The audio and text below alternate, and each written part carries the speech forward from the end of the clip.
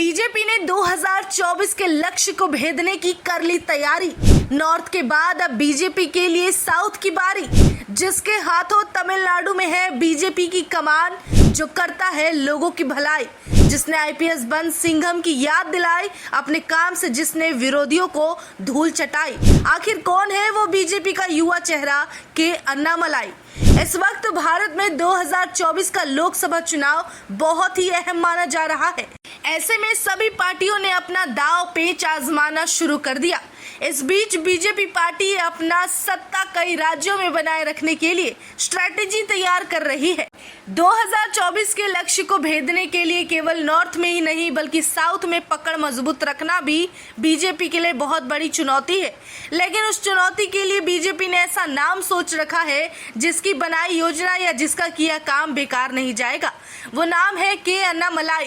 जिन लोगों की नजर तमिलनाडु की राजनीति पर बखूबी रहती है, उन लोगों के लिए भी ये समझ पाना बहुत मुश्किल था। लेकिन इस राजनीति के खेल को समझने के लिए आपको के अन्नामलाई को जानना होगा कि आखिर वो कौन है जिस पर बीजेपी दावेदारी कर रही है। के अन्नामलाई तमिलनाडु के करूर जिले के रहने वाले हैं, जिनका जन्म कोयम्बटूर में एक साधारण से किसान परिवार में हुआ। के अन्नामलाई कोंगवेल्लोर जाति से आते हैं। इस जाति का जिक्र करना जरूरी इसलिए है क्योंकि इसे लेकर कई लोगों में गलतफहमी भी है। दरअसल इस जाति को आजादी के समय तक अगड़ी यानी कि ऊंची जाति में गिना जाता था, लेकिन साल 1975 से इसे पिछड़ी जाति का दर्जा दे दिया गया। एक इंटरव्यू के दौरान खुद के अन्नामलाई ने अपने निजी जिंदगी के बारे में बात की थी। उस वक्त उन्होंने एक किस्सा उत्तर प्रदेश का साझा किया था। के अन्नामलाई ने बताया कि मैं उत्तर प्रदेश जब गया था उस वक्त मेरा वहां होना एक सदमे जैसा था। उत्तर प्रदेश में 5-5 रुपए के लिए लोग किसी की हत्या कर देते थे। वहीं इस प्रदेश ने मुझे हमेशा के लिए बदल दिया। मैंने इतनी गरीबी पहले कभी नहीं देखी थी।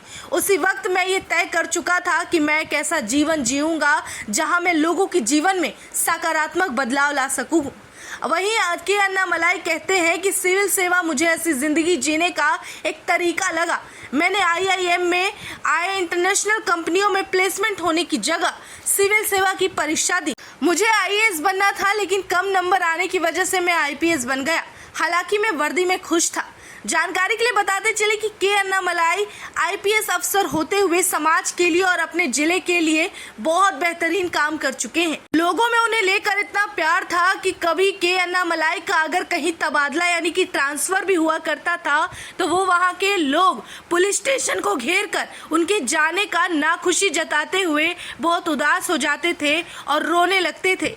वहीं के अन्नामलाई के कारनामों की वजह से समाज से क्राइम खत्म हो रहा था। के अन्नामलाई की पर्सनालिटी और उनके कारनामों की वजह से ही के अन्नामलाई को सिंघम का टाइटल दिया गया। हालांकि उनका ये सफर ज्यादा लंबा नहीं रहा और आखिरकार के अन्नामलाई ने बेंगलुरु दक्षिण के डीसीपी कार्यरत होते वक्त उन्होंने इस्तीफा दे दिया। वो तारीख थी 25 मई 2019। के अन्नामलाई ने अपने जीवन सफर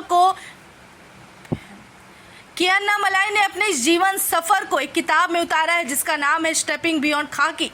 उसके बाद 25 अगस्त 2020 को अन्नामलाई बीजेपी में शामिल हो गए और एक साल के बाद करीब 9 जुलाई 2021 को उन्हें तमिलनाडु बीजेपी का प्रदेश अध्यक्ष बना दिया गया। अब आपको बताते हैं कि आखिर बीजेपी ने के अन्नामलाई में ऐसा क्या देखा कि एक साल के अंदर उन्हें प्रदेश अध्यक्ष बना दिया और उनके नाम पर चुनाव लड़ने और जीत दर्ज करने का दावा करने लगे।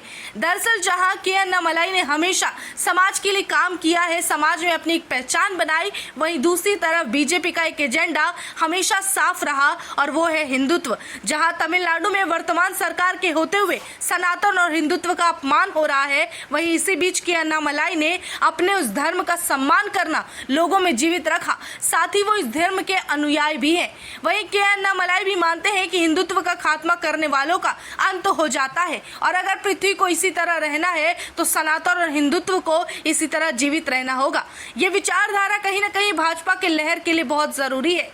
इतना ही नहीं, बीजेपी ने हमेशा से युवा चेहरों को बहुत तवज्जो दिया है और इस बार भी करीब 36 साल के अन्नामलाई पर बीजेपी भरोसा जता रही है।